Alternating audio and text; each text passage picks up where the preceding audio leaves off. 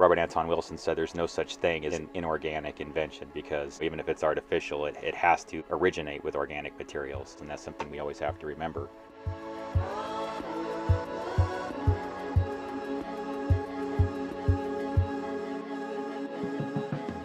Me thinking more about magnetic tape and the materials that are used in them. Early magnetic recording, they say, began around the 1920s, more of a German innovation. The Nazis were probably innovating it most, and they had a lot of advancements in the radio communication, as well as magnetic tape recording. So there's a definite correlation between these things, especially as it relates to broadcast industry. What are the materials that are used inside tape? How does that relate to human DNA? Are there common materials? Think about it as a binding material for memory, and how does that translate to earth materials, and how that might connect to different etheric osmosis processes between the human blood layer and whatever might be inside the metallic layers that bind magnetic tape. It's iron oxide and chromium that are most used, but specifically iron oxide seems to be the most common material, with chromium being more of a later innovation. What are the other things that iron oxide work with involving, plant growth and soils, the oxidation layer?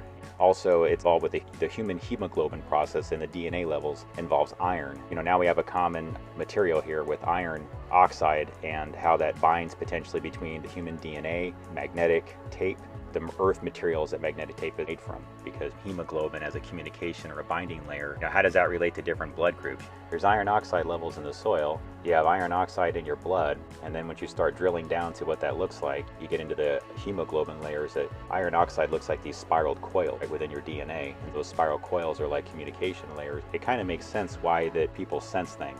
You're tapping into one of the earliest forms of internet. By touching the soil, you're tying into a root. That's like plugging into a LAN port, and now that LAN port has access to all these routers and network nodes, and then they can access other network nodes, and those are the trees, because the trees have deeper roots that spread farther. So you think about that in terms of how it works in communication networks. These were the early communicators, and if you really think about what blood represents and different blood groups represent, it could just be that some people have always had, since birth, a stronger connection to the earth. Why some people have intuitive ability via the iron oxide content in tandem with things like copper, potentially, because that's a conductor. Why they might also be selected, since without their permission or knowledge, for testing extracted from them without their permission. So getting back to it, magnetic tape that recorded audio, reel-to-reel technology, cassette tapes, and how does that bind to us as humans? If we left iron oxide from the resonation of the frequency of our voice onto that tape, it still exists at that etheric level. It's still kind of communicating and resonating. A tape might have a life force to it via that iron oxide content, and the bioplasma potentially connected to it. But when you think about the DNA as kind of a spiraled coil that broadcasts like an antenna, more of like a pumping or a pulsing spiral as opposed to a waveform, this may be why that POR, positive orgone, and deadly orgone radiation spectrums are so misunderstood. Is I think it feeds into the spiral, the golden ratio, more so and more randomness than other forms of technology and communication layers. And that might be why it's just less predictable, therefore less controllable. So all anybody can ever do is find the numeric patterns that are within that spiral and tap into it. Not a single one of these technologies doesn't involve them going around in a circle. All it's doing is just basically tapping into the mathematic pattern, and it's sort of mimicking a process that we communicate potentially with our iron oxide levels and hemoglobin between human beings, and how that connects down to the earth.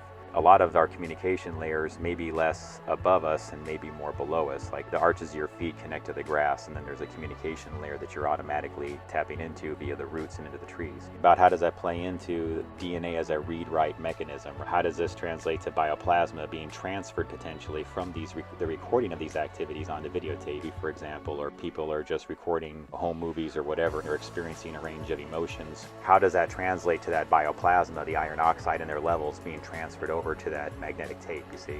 Because in a way, it's sort of like a copy and an imprint of everything that's occurring within the surroundings, the resonation of your voice, the visual image of your 3D self, right, as it appears on screen. Sort of like that iron oxide is just taking this DNA imprint of a space-time in addition to like those spiraled coils in tandem, because it's involving this complex series of magnetic resonance, a little bit of electromagnetic interactions there too via the technology being delivered over electricity. I think that you're dealing with something that's pretty esoteric, but really when you get down to it, it's mimicking of a human process like we find with other technologies. So I'm just thinking about how this translates to why we've had these cultural shifts, films that seem to revolve around trauma, torture, human sacrifice, or ritual murder. Seems to be a normalization of cannibalism and vampirism in television shows. And in Hollywood, there's more people saying that they openly practice cannibalism. What is driving this culture? I think it specifically involves what people at a more esoteric level must have understood.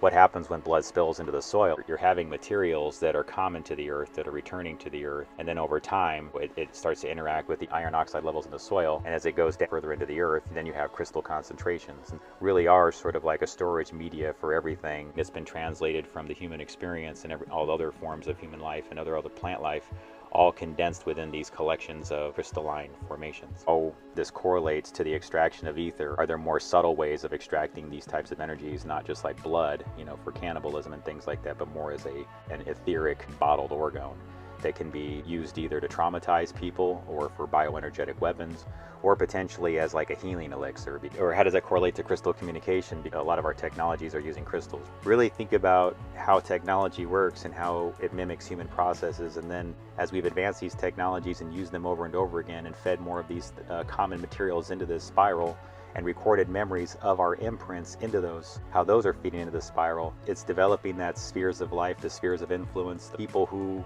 were the earliest ones who recorded their voice or their faces or likeness or whatever onto either recorded media of an audio or an audio video layer like videotape. They seem to have gained some energy at a bioplasmatic level, and I think you could argue, especially when you start studying what may have happened with Hedy Lamarr, I think that there's a direct parallel between how that translates over to people within the connection to magnetic tape and videotape, where there's a bioplasmatic connection via those hemoglobin iron oxide levels.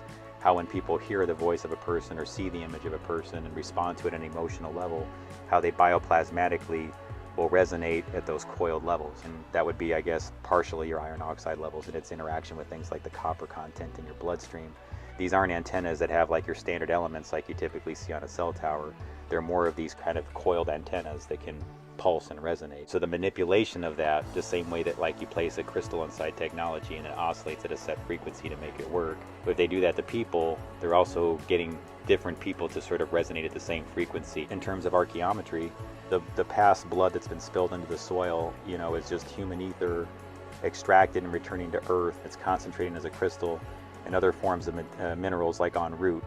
In tandem, it's not just like the trauma from blood spill, it would also be the positive orgone radiation that's also experienced. And that would be through the loving expression or through sexual energy. It's also something that can bind etherically and into the crystalline formation. Everything that we're experiencing here, whether you accept that it's a real thing or not, depending on your belief system, still has an organic material that's returning into this collective source. So what we experience here is relevant. We're actually alchemically dealing with specific materials that are binding everything we're experiencing here to the soil and to the earth, where it recirculates and then we re-experience it. And so I think you have to think about that in terms of why they do certain things involving potentially like ritual sacrifice at certain locations, why it's important for them to go to hilltops and mountains. This is how they bind etheric energy via iron oxide, copper, and other things. And that's why they'll have high levels of concentration of these blood spilled in these areas. When we're thinking about what we should be placing our energies into and what we should be focusing on day to day, maybe this is a way to reverse some of the harm that's been done, is if we can identify locations where there's been trauma induced into the location and try to reintroduce positive orgone spectrum energy into there, anchoring positive orgone in areas that there's something to this whole notion of the way you program water cells through positive intention and negative intention through the sound of your voice, what your intentions are in your words, and how that translates to programming at a frequency level through your hemoglobin and your iron oxide levels. I want you to understand there's a science to this that I believe that we just need to understand better, and I'm not trying to speak at some sort of new age construct here.